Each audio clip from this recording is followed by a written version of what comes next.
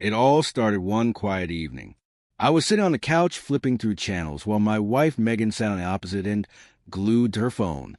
The glow of the screen lit up her face, and I noticed her smiling at something, a kind of smile I hadn't seen in years. At first, I didn't think much of it. Maybe she was looking at funny memes or chatting with a friend. But as days turned into weeks, her behavior began to change. Megan and I had been married for 12 years. We had built a life together, shared dreams, and faced challenges as a team, or so I thought. Recently, though, there had been a growing distance between us.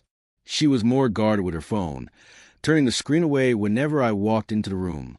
She'd laugh at messages she wouldn't share, and her late nights working began to raise questions in my mind. I brushed it off at first, not wanting to jump conclusions, but deep down I knew something was wrong. One Friday night, she told me she had to stay late at work again. She gave me a kiss on the cheek, said not to wait up, and left. I sat there staring at the door after she closed it, a knot forming in my stomach. It wasn't jealousy. It was something deeper, something primal. My instincts told me there was more to this story than just overtime. That night, I decided to investigate. I wasn't proud of it, but I couldn't sit in the dark any longer. I logged into our shared phone account and looked at her call logs. One number stood out. It appeared almost every day, sometimes late at night, sometimes during her lunch breaks. My hands shook as I jotted it down. I had no idea who it belonged to, but I intended to find out. The next day, while Megan was out, I called a number from a private line. A man answered. "Hello." His voice was casual, friendly. I froze, not knowing what to say, and quickly hung up. My heart raced as I tried to make sense of it. Who was he? A co-worker, a friend, or something more? The following weeks were a blur of suspicion and quiet observation. Megan's behavior only confirmed my fears. She dressed up more than usual for work meetings, and there were nights she'd come home smelling like cologne that wasn't mine. My mind raced with possibilities, but I kept my suspicions to myself. I needed proof before I confronted her. That's when I decided to hire a private investigator. It felt extreme, even invasive, but I couldn't live in uncertainty any longer. The PI was professional and discreet, and within a week, he provided me with everything I needed: photos, timestamps, locations. Megan wasn't staying late at work. She was meeting a man named Alex at a hotel downtown. The photos showed them laughing, holding hands, even kissing. It was like a dagger to my heart. I sat in my car for hours that night, staring at the evidence. Anger, betrayal, sadness, it all hit me at once. But amidst a storm of emotions, a sense of clarity emerged. I knew what I had to do. I wasn't going to confront her, scream, or beg for explanations. No, I was going to walk away on my terms.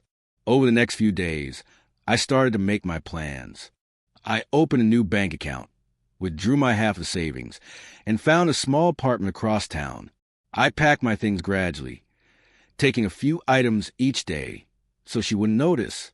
I wanted the moment I left to be a shock, a wake-up call she wouldn't see coming. The night I walked out was like any other. Megan was on her phone, laughing at something, completely unaware of what was about to happen.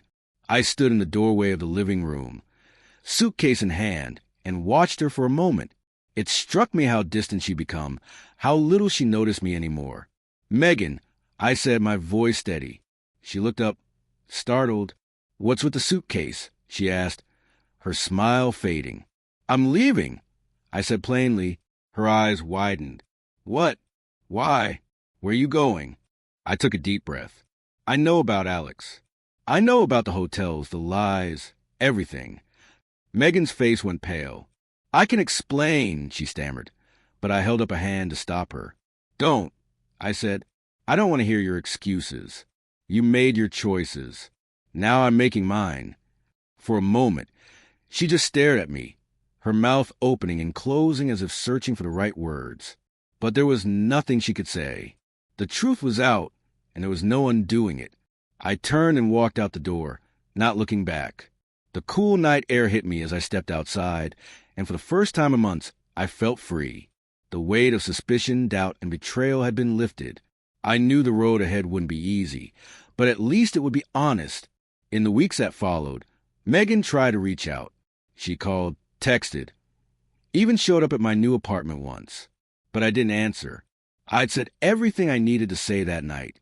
My silence was my closure. As time went on, I began to rebuild my life.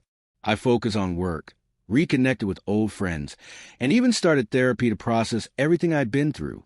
It wasn't easy, but I learned to find peace in my own company. One day, months after I'd left, I received a letter from Megan. She apologized, admitted to everything, and begged for another chance. She wrote about how she'd taken me for granted, how she'd let herself get swept up in something meaningless. She said she missed me, that she'd do anything to fix things. I read the letter once, then folded it and put it away. Forgiveness was one thing, but going back was another. I'd spent too long living the shadow of her lies. I wasn't about to lose myself again. Looking back, I realized that leaving Megan wasn't just about escaping her betrayal. It was about reclaiming my life, my dignity, and my sense of self. And for that, I'll always be grateful, not to her, but to myself, for having the courage to walk away when it mattered most.